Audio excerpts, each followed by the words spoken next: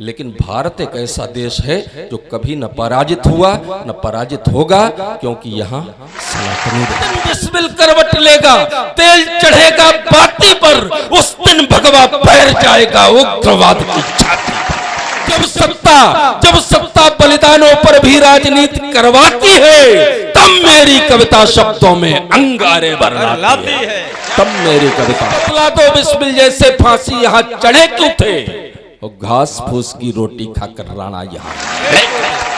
बिना प्रजा के राजा को महाराज कौन कह सकता है, तब दिन करके वंशज का संबोधन है दरबारों को।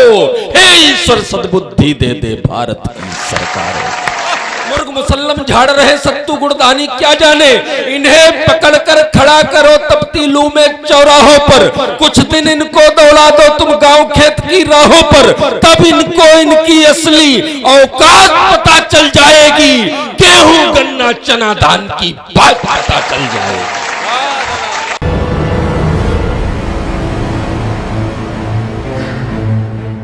आदरणीय अनिल अमल शुक्ल, लखीमपुर जनपद का वो गौरवशाली नाम। हो सकता है आप में से 50 लोगों सैकड़ों लोगों ने उनको कई बार सुना हो। लखीमपुर का जो सबसे प्रतिष्ठित कवि सम्मेलन होता है दशहरा मेला का अखिल भारतीय कवि सम्मेलन, वो विगत कई वर्षों से अनिल शुक्ल अमल जी के संरक्षण में, उनके मार्गदर्शन में हो रहा है। जिन्होंने गांव के गलियारों से लेकर लाल किले तक अपनी कविता का वाचन किया है।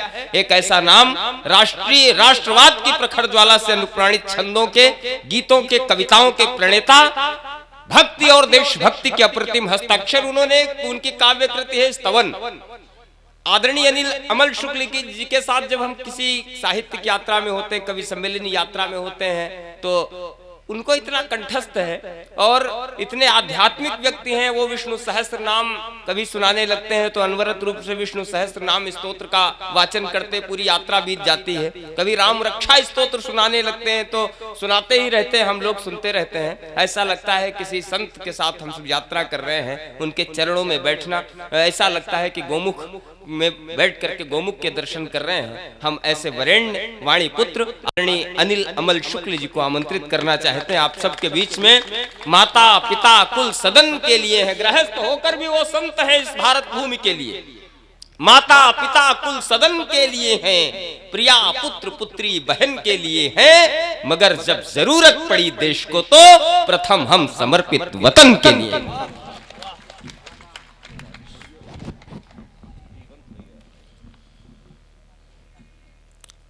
सभी को प्रणाम करता हूं।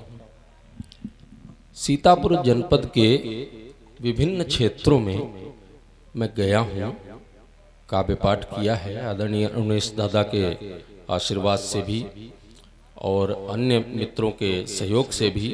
लेकिन मुझे याद पड़ता है कि कनकारी शायद पहली बार ही आना हुआ है, और इसके लिए मैं बापूजी का और अपने प्रिय अनुज संदीप जी का बहुत आभार व्यक्त करता हूं कि इतना बड़ा यज्ञ श्री लक्ष्मी नारायण भगवान का यज्ञ हो रहा है, उस यज्ञ मंडप का दर्शन करने और उसकी परिक्रमा करने का पुण्य जो मुझे प्राप्त हुआ है वो आपके कारण हुआ है। इसलिए मैं आपका आभार व्यक्त करता हूं और आपको प्रणाम करता हूं। कवि सम्मेलन तो बहुत जगह होते हैं, लेकिन ये उपलब्धि हर स्थान पर नहीं होती। और फिर यहाँ तो राम कथा अनवरत चल रही है। सौभाग्य से पूज्य कथा व्यास जी हमारे मंच पर विराजमान हैं, मैं उनको भी प्रणाम करता हूँ।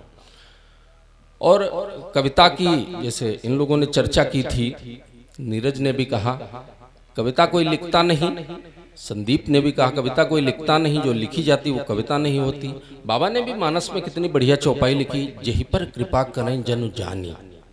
वो ठाकुर जी जिसको अपना जान करके उस पर कृपा करें तब वो कवि होता है। जही पर कृपा करें जनु जानी, तब कवि उर अजीर नचावई बानी। तब उन ठाकुर जी के, उन राघवेंद्र सरकार के आदेश से कवियों के हृदयांगन में वाणी यानी सरस्वती नृत्य करती है। इसलिए श्री राघवेंद्र सरकार की जय। उन्हीं की कृपा से हम सब जो कुछ भी बोल पा रहे हैं। आज ये धर्म का मंच है, मैं थोड़ी दूसरी मानसिकता में हूँ। 4 दिन पहले बेटी की शादी थी, जगजीवन ने मुझे बहुत भावुक कर दिया। हालांकि वो तो बात नहीं है, खैर सिरका और ये जो कुछ इन्होंने सामग्री गिनाई वो सब मिलती भी नहीं, उपलब्ध भी नहीं, लेकिन मैं इसको बहुत बधाई देता हूँ। इसने जीवित रखा है उन परंपराओं को। इतनी सारी वस्तुएं तो इन माताओं को भी याद नहीं होंगी जितनी जगजीवन ने इस गीत में प्रयोग कर ली है। इसके लिए ये बधाई का पात्र है। एक बार फिर तालियां बजाइए इनके लिए। लेकिन निश्चित रूप से इसने भावुक कर दिया हम सबको। लेकिन ये धर्म का मंच है, तब मैं 4 पंक्तियां पढ़ता हूँ, प्रयास करता हूँ, और थोड़ा मेरा सहयोग करिएगा, मेरा साथ देते रहिएगा। मैं प्रयास करूंगा आप तक पहुंचने का निरंतर, कि धर्म का मैं आप तक पहुंचने का प्रयास करता हूं। सुनिएगा कि राम जी की बात चल रही थी, 4 पंक्तियां पढ़ता हूं, वहीं से आरंभ करता हूं। कि राम जी भाई ने कहा कि अभी रामनवमी पे यात्राएं निकली तो लोगों ने पथराव किए, नारेबाजी की गई। नारेबाजी में क्या हुआ? नीरज ने कहा कि वीर रस के कवियों की तो पाकिस्तान के बिना काम ही नहीं चलता। कहाँ गया? काम ही नहीं चलता। लेकिन मैं एक ऐसा कवि हूँ, ये हमारे सब मित्र जानते हैं बापूजी, कि मैं पाकिस्तान का तो नाम ही नहीं लेता। इसलिए नहीं कि वो बहुत अच्छा हो गया है, इसलिए नहीं कि वो इस लायक ही नहीं है। क्या बात। 2 कौड़ी का देश पाकिस्तान, उसके लिए हम अपनी करोड़ों की कविता खराब करें? क्या बात। और वो भी जो भगवत कृपा प्रसाद से मिली है वो खराब करें, तो उसका तो मैं नाम ही नहीं लेता। लेकिन मैं आपके बीच में ये बताना चाहता हूँ, कहना चाहता हूँ कि हम भारतीयों के जीवन में राम जी का और राम जी के नाम का महत्व क्या है, उस महत्व को रेखांकित करना चाहता हूँ। आदरणीय हमारे अध्यक्ष जी, आज के हमारे अग्रज अरुणेश जी को प्रणाम करता हूँ। सुनेगा कि प्राण तत्व बनकर जो रहते भारत भर की श्वासों में, प्राण तत्व बनकर जो रहते भारत भर की श्वासों में, जो श्रद्धा के चरम बिंदु हैं जो रहते विश्वासों में, जो श्रद्धा के चरम बिंदु हैं जो रहते विश्वासों में, देवों से भी पूजित है मर्यादा की परिभाषा है, महादेव से पूजित है मर्यादा की परिभाषा है। इस जीवन का संबल है जो उस जीवन की आशा है, जिनके सुमिरन से भारत में जीवन की शुरुआतें हैं, जिनका लेकर नाम यहाँ सब अंतिम पथ पर जाते हैं। उन्हीं राम को जो नकार दे, उन्हीं राम को जो नकार दे, उसे नकारा जाएगा और रामद्रोह का अपराधी अब निश्चित मारा जाएगा। जय हो, जय हो, जय हो। बहुत सी बातें आई, मुझे याद नहीं पड़ रहा है मैं कहां से शुरू करूं। मैं जो मुझे याद आएगा आज मैं वही सुनाऊंगा। इतिहास की भी बात चली, चर्चा हुई। आज मैं दूसरी मानसिकता में हूं। इतिहास की भी बात चली, मैं भी 4 पंक्तियां वहां से उठा लेता हूं। सुनेगा, हम लोग, एक तो इतिहास हमको इतना गलत पढ़ाया गया। मैं रास्ते में भी चर्चा कर रहा था कि मुगल एम्पायर की बात की जाती है, मुगलों का साम्राज्य, जबकि सही बात यह है कोई साम्राज्य नहीं था उनका। छुटपुट जो स्टेट थे, जैसे आपके यहाँ Sidhauli state, Mahmudabad state, Biswa state, ऐसी छोटी छोटी स्टेट, एक आधी स्टेट उन्होंने जीत ली, बाकी के अगल बगल वालों ने उनको खूब मारा। लेकिन इतिहास जब लिखा इन वामपंथियों ने तो लिख दिया मुगल स्टेट। वास्तव में ऐसा कुछ नहीं हुआ। 1400 साल पहले जब वो निकले अरब से तो जिधर गए उधर उनके ही देश बन गए। लेकिन भारत एक ऐसा देश है जो कभी न पराजित हुआ न पराजित होगा, क्योंकि यहाँ सनातनी रहते हैं, यहाँ सनातनी रहते हैं, न कभी पराजित हुआ न पराजित होगा। और इसी का सपना वो पाले हैं जिसका नाम लेते हैं गजवाए हिंद। मैं पंक्तियां पढ़ता हूँ, सुनेगा, और आप सबका आशीर्वाद मुझे मिले। पहली बार आपके बीच में हूँ। सुनेगा कि हमने गौरी के हाथों हिंदुत्व को चलते देखा है, हमने गौरी के हाथों हिंदुत्व को चलते देखा है। लोग मुझे सांप्रदायिक कहने लगते हैं, वास्तव में मैं हूं नहीं। ये सब कुछ मैं अपनी जेब से नहीं निकाल रहा हूं, ज्ञात इतिहास है, आप सब लोग जानते हैं। केवल मैं उसको कविता में आपके सामने प्रस्तुत कर रहा हूं। सुनेगा कि हमने गौरी के हाथों हिंदुत्व को चलते देखा है, मीना बाजार में अकबर द्वारा अस्मत चलते देखा है, औरंगजेब के शासन में भी रक्त उबलते देखा है, तैमूर लंग को भारत में लाशों पर चलते देखा है। नहीं, ये बात ताली बजाने वाली नहीं है। कोई हमें मार गया, कूट गया, इसमें क्या ताली बजाना है। अगली बात जो कह रहा हूं वो आपका स्वाभिमान, आपका सम्मान, आपकी खुददारी, आपका शौर्य पढ़ता हूं, तब आपका समर्थन जरूर चाहिए और जोरदार चाहिए। सुनिएगा कि हमने गौरी के हाथों हिंदुत्व को चलते देखा है, मीना बाजार में अकबर द्वारा अस्मत चलते देखा है, औरंगजेब के शासन में भी रक्त बलते देखा है, तैमूर लंग को भारत में लाशों पर चलते देखा है। फिर हमने देखी राणा की अमर वीरता घाटी में और शिवा का पौरुष देखा वीरों की परिपाटी में। जिस दिन भारत गौर करेगा, जिस दिन भारत गौर करेगा इन पुरखों की छाती पर, उस दिन भगवा फैल जाएगा उग्रवाद की छाती पर।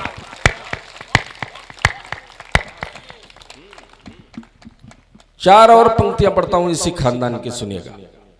आप में से बहुत से लोग दिल्ली गए होंगे, कुतुब मीनार देखी होगी, उसके बगल में एक बिल्डिंग बनी है, उस पे आज भी भारतीय पुरातात्विक विभाग ने एक पत्थर लगा रखा है जिसपे लिखा हुआ है इतने इतने हिंदू और जैन मंदिरों को तोड़ करके ये इमारत तामीर कराई गई।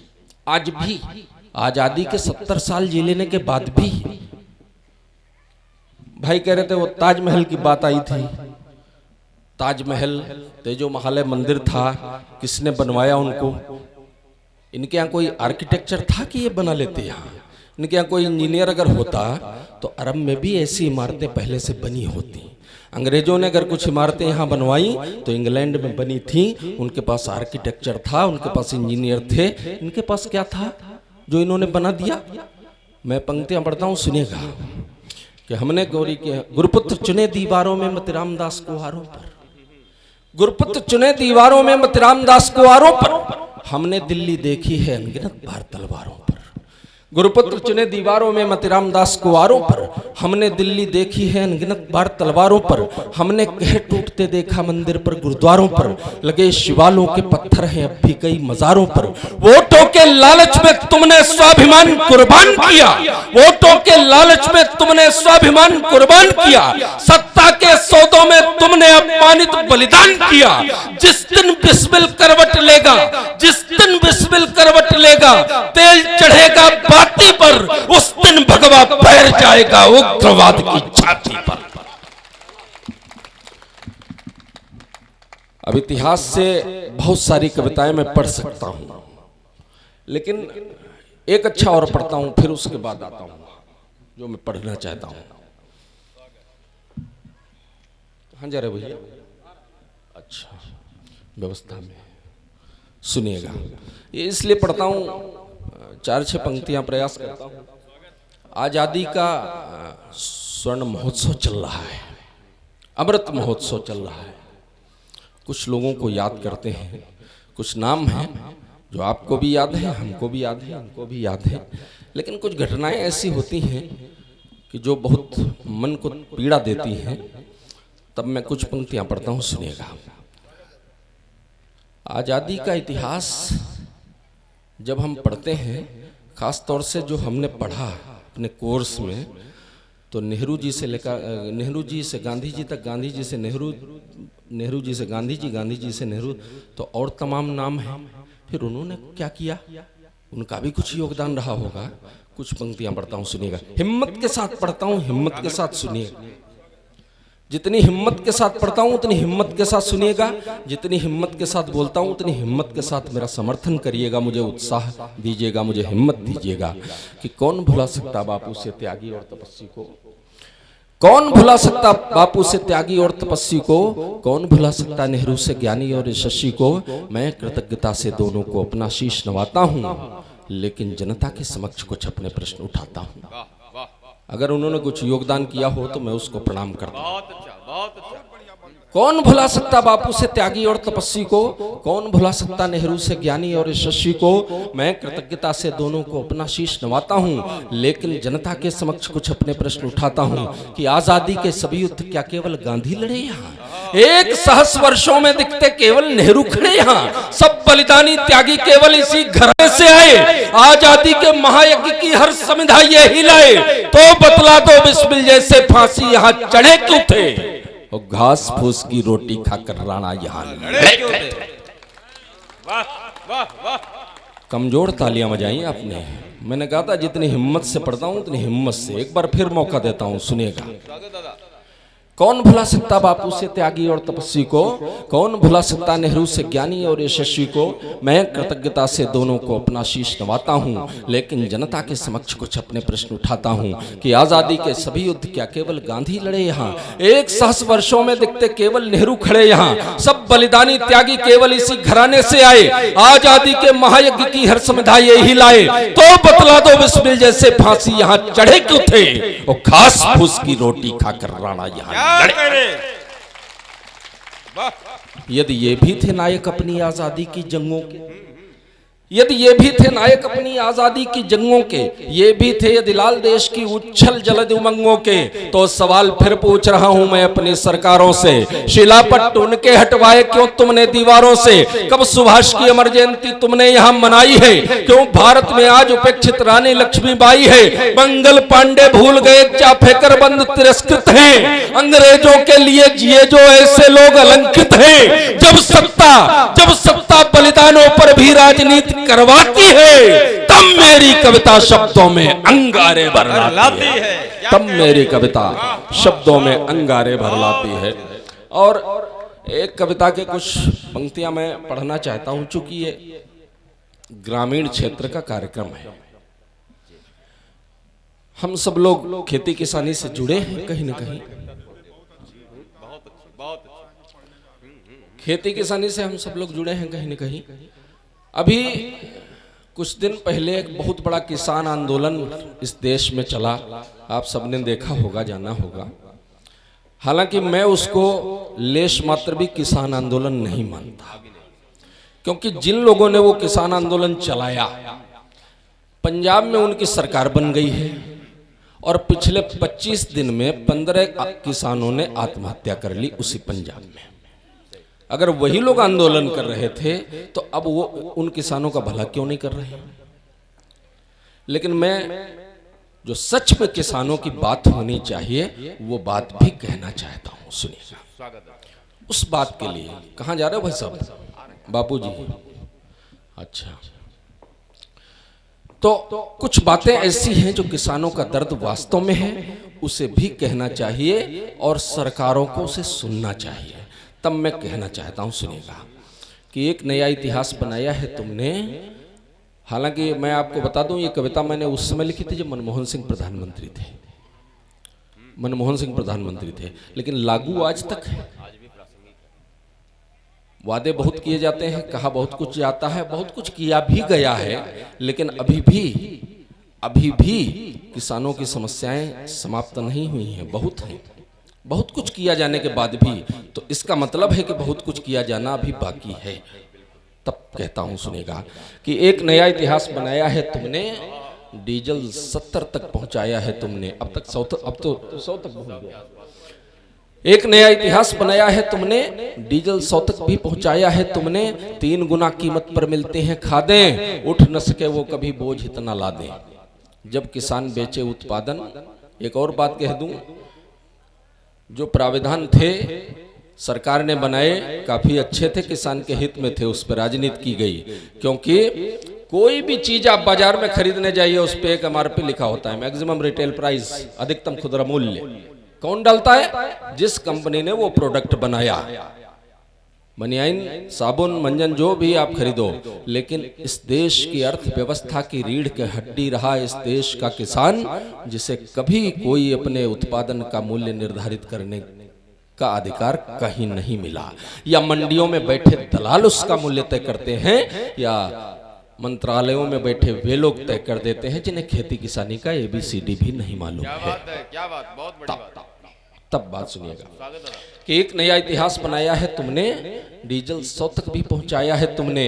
3 गुना कीमत पर मिलती हैं खादें, उठ न सके वो कभी बोझ इतना ला दें। जब किसान बेचे उत्पादन मूल्य नहीं मिल पाता है, कुछ खरीदने जाए तो महंगाई सुरसा माता है। दाम नहीं मिलते गन्ने के, लेकिन चीनी 40 में, लगे मंत्रियों के संग अफसर केवल मक्खन पालिश में। अरे भ्रष्ट नेताओं समझो, अन्न प्रदाता यही है जिसकी तुम रोटी खाते, गेहूं उपजाता यही है। अगर यही मर गया, देश कैसे जिंदा रह सकता है? बिना प्रजा के राजा को महाराज कौन कह सकता है? तब दिनकर के वंशज का संबोधन है दरबारों को हे ईश्वर सद्बुद्धि दे दे भारत की सरकारों को। हे ईश्वर सद्बुद्धि दे दे भारत की सरकारों को। दादा क्या कहने। पिछले 70 साल में यह स्थिति हमारी बनी क्यों? जब चुनाव आते हैं, अभी चुनाव एक बीता, चाहे टीवी चैनल वाले हों चाहे अखबारी लोग हों, विश्लेषण छापते हैं। इस विधानसभा क्षेत्र में इतने प्रतिशत ब्राह्मण, इतने ठाकुर, इतने ये, इतने वो, इतने दलित, इतने फलाने। कभी आपने नहीं देखा होगा कि किसी क्षेत्र में लिखा हो इतने प्रतिशत किसान। किसी रिपोर्ट में आपने नहीं पढ़ा होगा। तो जब किसान वोट बैंक नहीं है तो लोकतंत्र में तो वोट का महत्व है, तो आपकी कौन सुनेगा? इसलिए मैं कहता हूं कि अपने वोटों की ताकत को जानो तुम, अपने वोटों की ताकत, अपने वोटों की ताकत को जानो तुम, असली नकली चेहरों को पहचानो तुम। मौन हुए सरदार छीनने निकल पड़ो, अब अपने अधिकार छीनने निकल पड़ो। मौन हुए सरदार छीनने निकल पड़ो, अब अपने अधिकार छीनने निकल पड़ो, अब अपने अधिकार छीनने निकल पड़ो। एक मिनट। अधिकार छीनने निकल पड़ो, मौन हुए। हर गरीब का जीवन बंधक अब इनके दरबारों में, हर गरीब का जीवन बंधक अब इनके दरबारों में, क्रूर हो गए स्वयं प्रबंधक अब इनके दरबारों में। ये एसी में रहने वाले छप्पर छानी क्या जाने, ये एसी में रहने वाले छप्पर छानी क्या जाने, मुर्ग मुसल्लम झाड़ रहे सत्तू गुड़दानी क्या जाने। इन्हें पकड़कर खड़ा करो तपती लू में चौराहों पर, कुछ दिन इनको दौड़ा दो तुम गांव खेत की राहों पर, तब इनको इनकी असली औकात पता चल जाएगी। गेहूं गन्ना चना धान की बात पता चल जाएगी। वाह दादा, वाह वाह वाह वाह, क्या कहने दादा। तब इनको इनकी असली औकात पता चल जाएगी। गेहूं गन्ना चना धान की बात पता चल जाएगी। बुद्धि शुद्धि का यज्ञ जरूरी, बुद्धि शुद्धि का यज्ञ जरूरी। इन पागल बीमारों को हे ईश्वर सद्बुद्धि दे दे भारत की सरकारों को, हे ईश्वर सद्बुद्धि दे दे भारत की सरकारों को। बहुत बहुत धन्यवाद। मुझे लगता है मैंने बहुत समय ले लिया, अध्यक्ष जी का आगमन होना चाहिए। बहुत बहुत प्रणाम। दादा दादा ये 4 पंक्तियां छंद बंद सारे ओज के लिखेंगे और युग के युवक को जगा के ही रहेंगे। संकल्प की पंक्तियां आप किसी नहीं आप ही सुनाएंगे आप। होता है कभी कभी। एक छंद की पंक्ति प्रमोद जी आज हमको याद दिला रहे थे, मुझे भूल गई है। बहुत साल हो गए तब मैंने वो छंद कभी लिखा था, लेकिन अब मुझे भूल गई। मैं पढ़ देता हूँ, इनका आदेश सुनिएगा कि छंद बंद गीत सब ओज के लिखेंगे और युग के युवक को जगा के ही रहेंगे हम। सही बात तो यह है कि आज मैं दूसरी मानसिकता में था, नहीं तो मैं शुरू ही यहीं से करता हूँ कि छंद बंद। अच्छा, एक समस्या और है, बहुत सारे छंद, बहुत सारी कविताएं। आप क्या समझ रहे हो मोदी ने केवल जो सर्जिकल स्ट्राइक, एरियल स्ट्राइक की केवल पाकिस्तान पे की? वीर रस के कवियों पे भी कर दी है। बहुत सारी कविताएं जो कश्मीर पे लिखी गई हैं। हम तो आपको नई नई कविताएं सुना रहे हैं, लेकिन देश के बड़े बड़े कवि जो 32 साल से वही सुना रहे थे, क्या करें, है को था कर लिया केवल। वो विषय समाप्त हो गए। तो ये समस्या है, लेकिन हम जैसे लोग आपको कुछ न कुछ सुनाते रहेंगे, क्योंकि हमारा अपना कुछ है नहीं, भगवत कृपा प्रसाद है, और प्रसाद तो बांटा ही जाता है। तो सुनिएगा कि छंद बंद गीत सब ओज के लिखेंगे और युग के युवक को जगा के ही रहेंगे हम। और ये धर्म का मंच है, इसलिए पंक्ति सुनिएगा कि छंद बंद गीत सब ओज के लिखेंगे और युग के युवक को जगा के ही रहेंगे हम। और धर्म का विरोध जब हो रहा है देश में, तो व्यक्ति व्यक्ति धर्म में पका के ही रहेंगे हम। ओज के जो कवि हैं, ओज के जो कवि हैं, तो राम की कसम हमें हृदयों में ओज को उगा के ही रहेंगे हम, हृदयों में ओज को उगा के ही रहेंगे हम। देशद्रोही नारे जो लगाते हैं यहाँ पे आज, उनको स्वदेश से भगा के ही रहेंगे हम। बहुत बहुत धन्यवाद। ये संकल्प, ये तेवर, ये जज्बा और ये